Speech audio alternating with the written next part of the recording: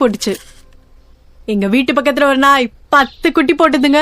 அந்த 10 குட்டியும் ரொம்ப அழகா இருக்கும். அதுங்க அம்மா கிட்ட இருந்து ஒவ்வொரு குட்டியா பிரிச்சு பிரிச்சு எடுத்துட்டு போனாங்க. அதுல ஒரு குட்டி மட்டும் ரோட்ல இங்கேயும் அங்கேயும் பாவமா சுத்திட்டு இருந்தது.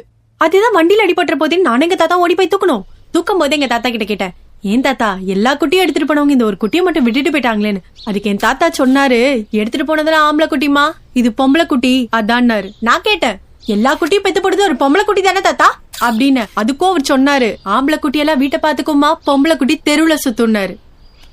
அந்த ஒரு பொம்பளை குட்டியை நான் எடுத்துட்டு வந்து வளர்த்தேன், ட்ரைனிங் கொடுத்தேன். எடுத்துட்டு போன எல்லா ஆம்பளை குட்டியும் வீட்டை தான் பாதுகாத்துது. ஆனா நான் எடுத்துட்டு வந்த பொம்பளை குட்டி இந்த ஊரே பாதுகாக்குது. நீங்க கூட பாத்திருப்பீங்க போன மாசம் மேகசின்ல, அது ஏன் டாக் தான். பெண்கள் நாய்க்குட்டியில கூட ஆண்களுக்கு சலைச்சவங்களே இல்லங்க. ஆணும் பெண்ணும் சமம், சேம் பவர். ஓகேவா? சூப்பர் பவித்ரா, இவ்ளோ போல்டா பேசுறீங்க. உங்க லைஃப் பிளான் என்ன? என்ன படிக்க போறீங்க? What next? I want to become a lawyer. Criminal lawyer. அம்மாடி